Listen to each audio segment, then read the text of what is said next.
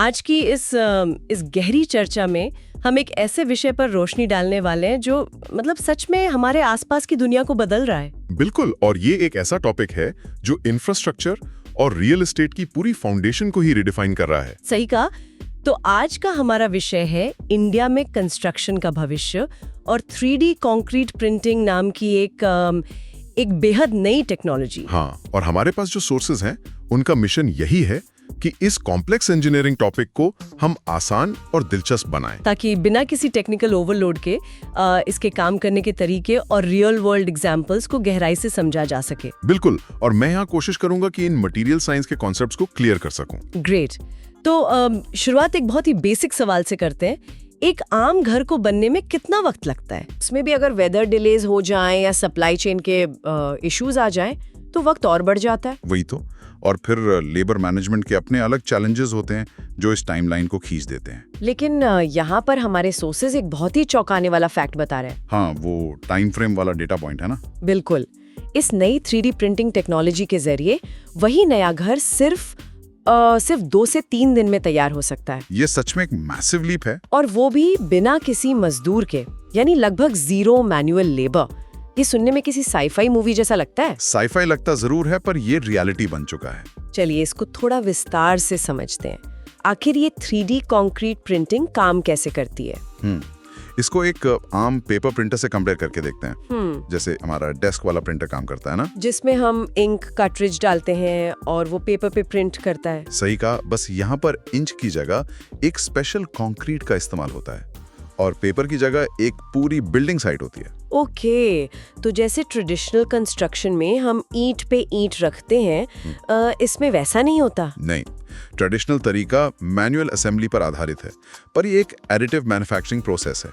इसके 3 main steps होते हैं। 3 स्टेप्स? तो सबसे पहला स्टेप क्या होता है इसमें? सबसे पहला कदम है डिजिटल डिजाइन। साइट पर एक भी ईंट रखने से पहले कंप्यूटर पर एक 3D मॉडल बनाया जाता है, जैसे ऑटोकैड या बिम सॉफ्टवेयर में बनाते हैं सिविल इंजीनियर्स। एग्जैक्ट वही।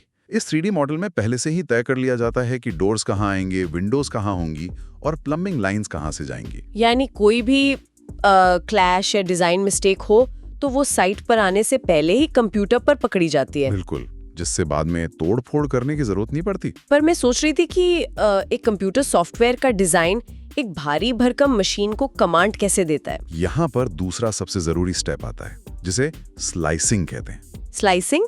जैसे ब्रेड को स्लाइस करते हैं? हाँ, कुछ वैसे ही। एक स्पेशलाइज्ड सॉफ्टवेयर उस पूरे 3D कंप्यूटर मॉडल को हॉरिजॉन्टल प्लेन्स यानी पतली पतली लेयर्स में स्लाइस कर देता है। अच्छा, तो वो पूरे घर को लेयर्स में बांट देता है? सही। और फिर सॉफ्टवेयर इस डिजाइन को जी कोड में कन्वर्ट करता है। जी कोड एक ऐसी लैंग्वेज है जो मशीन को बताती है कि नोजल को किस तरफ मूव करना है। मतलब मशीन को ये नहीं पता कि वो दीवार बना रही है या कॉलम, वो बस उन कोऑर्डिनेट्स को फॉलो करती है। एकदम सही। मशीन सिर्फ कोऑर्डिनेट्स और स्पीड को ब्लाइंडली फॉलो करती है। और फिर आता है तीसरा स्टेप, जो कि प्रिंटिंग का एक्चुअल प्रोसेस होगा। हाँ, यहाँ आम कंस्ट्रक्शन इक्विपमेंट की जगह एक बहुत बड़ी रोबोटिक क्रेन का इस्तेमाल होता है, जिसे गैंट्री सिस्टम कहते हैं। Gentry system? ये दिखने में कैसा होता है? ये एक बहुत बड़ा फ्रेम होता है जिसे साइट पर सेटअप किया जाता है। इस फ्रेम के ऊपर एक रोबोटिक आर्म या नोजल लगा होता है, और वो नोजल उस जी कोड के हिसाब से लगातार घूमता रहता है। बिल्कुल।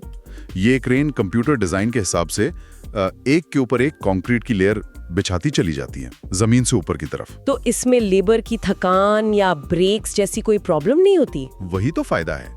ये रोबोटिक क्रेन लगातार काम कर सकती है, दिन हो या रात, जब तक स्ट्रक्चर पूरा प्रिंट नहीं हो जाता। यहाँ पर चीजें सच में बहुत दिलचस्प हो जाती हैं, क्योंकि मेरे दिमाग में एक बहुत ही प्रैक्टिकल सवाल आ रहा है।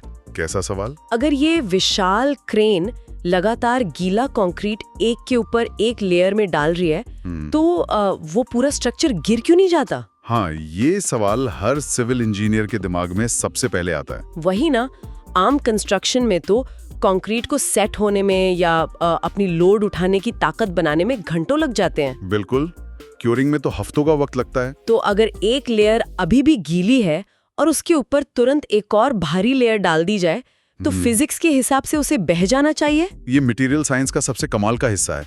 यही इस टेक्नोलॉजी का सबसे बड़ा सीक्रेट है, जिसे हम स्पेशल प्रिंटेबल कंक्रीट कहते हैं। ओ, तो मतलब इसमें आम सीमेंट या जो नॉर्मल रेडीमिक्स कंक्रीट होता है वो यूज नहीं होता? नहीं, आम सीमेंट इसमें बिल्कुल काम नहीं आएगा। इस प्रोसेस के लिए एक हाईली इंजीनियर्ड मिक्स बनाया गया है। इसमें खास प्रॉपर्टी होती है जिसे थिक्सॉट्रोपी कहते हैं। थिक्सॉट्रोपी, ये कैसा बिहेव करता है? इसको ऐसे समझिए जैसे टूथपेस्ट होता है, जब तक वो ट्यूब के अंदर होता है और आप प्रेशर डालते हैं तो वो लिक्विड की तरह फ्लो करता है। हाँ, वरना वो ट्यूब से बाहर कैसे आएगा? लेकिन जैसे ही वो बाहर निकलकर ब्रश पर आता है, वो तुरंत अपनी शेप होल्ड कर लेता है, वो बहता नहीं है। अरे वाह, ये एनालॉजी बहुत सही है। यानी जब मटेरियल नोजल के अंदर है तो फ्लो कर रहा है, पर बाहर आते ही स्टिफ हो गया। एग्जैक्ट, यही होता है स्पेशल कंक्रीट के साथ। इसमें कुछ खास केमिकल एडमिक्सचर्स और प्लास्टिसाइजर्स मिलाए जाते हैं, जिससे ये बहुत तेजी से सेट होता है। हाँ, कुछ ही मिनट में ये इतना मजबूत हो जाता है कि अपने ऊपर आने वाली नई लेयर का पूरा वजन आसानी से उठा लेता है। ये तो एक बहुत ही डेलिकेट केमिस्ट्री है। थोड़ा भी जल्दी सेट हुआ तो मशीन के अंदर फंस जाएगा, और थोड़ा लेट हुआ तो पूरी दीवार बह जाएगी। बिल्कुल, इसलिए मटेरियल केमिस्ट्री का यहाँ सबसे बड़ा रोल है। उसके बिना ये ऑटोमेशन नामुमकिन है। ये सब सुन के ऐसा लगता है कि ये कोई थियोरेटिकल बात है जो सिर्फ किसी हाईटेक लैब में चल रही हो। पर ऐसा नहीं है, भारत में ये असलियत बन चुका है। हाँ, यही तो मैं बताने वाली थी कि हमारे यहाँ इसके असली उदाहरण मौजूद हैं। L&T यानी लार्सन एंड टूब्रो ने इंडिया में ये कर दिखाया है। हाँ, बैंगलोर का वो प्रोजेक्ट हलासुरु एरिया में। बिल्कुल, बैंगलोर में इंडिया का सबसे पहला 3D प्रिंटेड पोस्ट ऑफिस बनाया गया है। एक आम पोस्ट ऑफिस जहां लोग जा सकते हैं। और उसकी कंस्ट्रक्शन स्पीड को देखिए, पूरा का पूरा स्ट्रक्चर सिर्फ 43 दिन में बनकर तैयार हो गया। सिर्फ 43 डेज। आम तौर से तो शायद साइट प्रेपरेशन और ईंटें लगाने में ही 8-10 महीने लग जाते हैं। सही कहा। L&T ने साइट पर ही डायरेक्टली रोबोटिक प्रिंटर का यूज किया। ये इस बात का प्रूफ है कि ये टेक्नोलॉजी अब कमर्शियल स्केल पर तैयार है। और सिर्फ L&T ही नहीं, एकेडमिक स्पेस में भी बड़ा काम हुआ है। IIT मद्रास ने अपने ही कैंपस में एक 3D प्रिंटेड घर सक्सेसफुली बनाया था। और वो भी सिर्फ 5 दिन के अंदर। त्वेस्ता नाम की एक स्टार्टअप ने इसमें बड़ा R&D किया था। हाँ, IIT मद्रास के एलुमनी की स्टार्टअप है त्वेस्ता। उन्होंने इस टेक्नोलॉजी को इंडियन कंडीशंस के हिसाब से लोकलाइज किया है।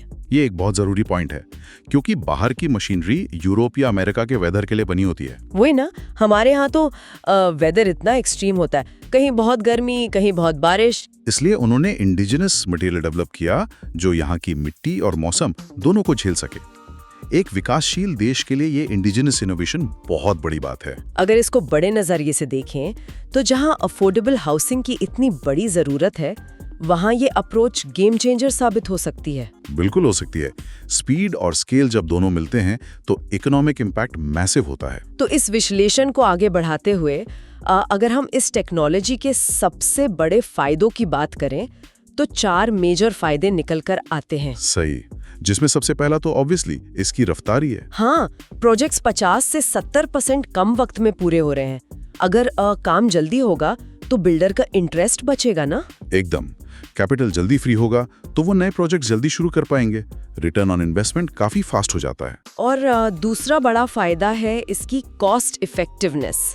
पैसे की बचत कैसे होती है इसमें? देखिए, ट्रेडिशनल काम में फॉर्म वर्क यानी लकड़ी या स्टील का सांचा बनाना पड़ता है कंक्रीट डालने के लिए। हाँ, जिसे शटरिंग भी कहते हैं। उसमें प्रोजेक्ट का करीब 20 से 30% खर्च लग जाता है। 3D प्रिंटिंग में शटरिंग पूरी तरह से खत्म हो जाती है। अच्छा, क्योंकि वो स्पेशल कंक्रीट खुद ही अपना सपोर्ट बन जाता है। सही। और दूसरी बात, ट्रेडिशनल साइट पर मटेरियल की बर्बादी बहुत होती है। गिरा दिया, गलत बन गया, तोड़ना पड़ा। 3D प्रिंटिंग में वेस्टेज लगभग 0 होती है। जीरो वेस्टेज का ये पॉइंट सीधे तीसरे बड़े फायदे से जा मिलता है, जो कि है इको फ्रेंडलीनेस, यानी पर्यावरण के अनुकूल होना। कंस्ट्रक्शन सेक्टर वैसे भी कार्बन एमिशंस का बहुत बड़ा कंट्रीब्यूटर है दुनिया भर में। इसमें मटेरियल सिर्फ उतना ही लगता है जितनी जरूरत है। पर मैं एक और टर्म पढ़ रही थी, टोपोलॉजी ऑप्टिमाइजेशन। ये क्या होता है? ये बड़ा इंटरेस्टिंग कॉन्सेप्ट है।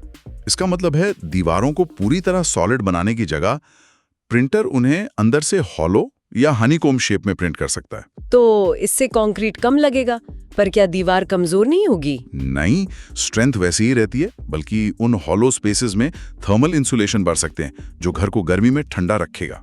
ये तो वाकई स्मार्ट डिजाइन है। और चौथा फायदा, जिसे आर्किटेक्चर की भाषा में पैरामेट्रिक डिजाइन कहते हैं। डिजाइन फ्रीडम एक आर्किटेक्ट के लिए ये सबसे बड़ा टूल है। क्योंकि ईंटें तो सीधी और फ्लैट होती है ना, उनसे घुमावदार या अजीब शेप्स बनाना बहुत मुश्किल काम है। पर एक रोबोटिक नोजल के लिए सीधी लाइन खींचना या एक कॉम्प्लेक्स घुमावदार कर्व बनाना, दोनों एक बराबर हैं, उसे कोई फर्क नहीं पड़ता। तो इसका मतलब हम आगे चलकर ऐसी बिल्डिंग्स देखेंगे जो बॉक्स जैसी नहीं होंगी।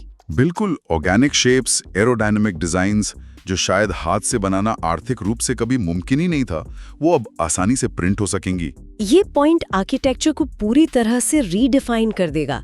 लेकिन हर नई टेक्नोलॉजी का एक कैच भी होता है। हाँ, चुनौतियां तो हैं। बेशक ये टेक्नोलॉजी लाजवाब है, पर फिलहाल हमारे आसपास के कंस्ट्रक्शन साइट्स पर ये इतनी आम क्यों नहीं है? सबसे बड़ी चुनौती है इसकी शुरुआती लागत, यानी कैपिटल एक्सपेंडिचर। वो बड़ी गैंट्री क्रेन्स और सबसे बड़ी बात, वो स्पेशल कंक्रीट अभी बहुत महंगा आता है। तो एक आम बिल्डर के लिए ये मशीनरी अभी अफोर्डेबल नहीं है। नहीं, अभी उनके लिए ईंट सीमेंट ही सस्ता पड़ता है।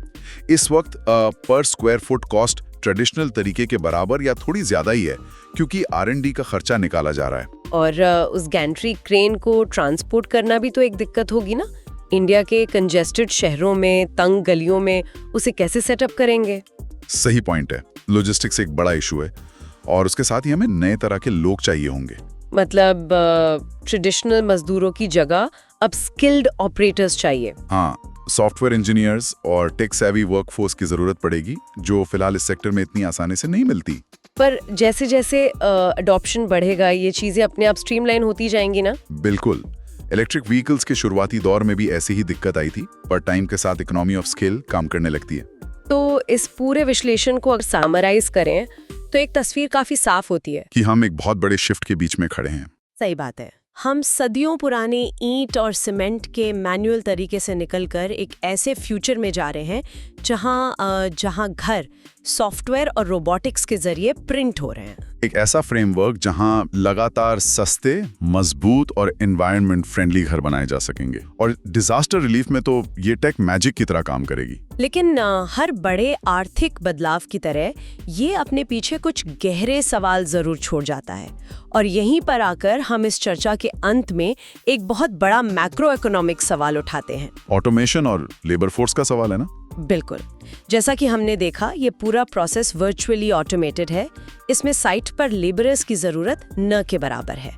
इंडिया में कंस्ट्रक्शन फील्ड करीब 5 करोड़ लोगों को डायरेक्ट रोजगार देता है, और उसमें ज्यादातर अनस्किल्ड या डेली वेज वर्कर्स होते हैं। तो अगर 3D प्रिंटिंग फ्यूचर में पूरी तरह आम हो जाती है और कंस्ट्रक्शन बिना मजदूरों के होने लगता है, तो इन करोड़ों मजदूरों की आजीविका का क्या होगा? ये सोचने वाली बात है कि हमारी सोसाइटी इस जॉब डिस्प्लेसमेंट को कैसे हैंडल करेगी। क्या हमारा इकोनॉमिक स्ट्रक्चर इस मैसिव बदलाव को झेलने के लिए तैयार है?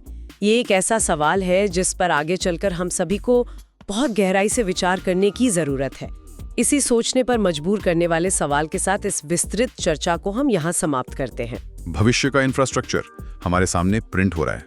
इस बदलाव पर नजर बनाए रखें। शुक्रिया।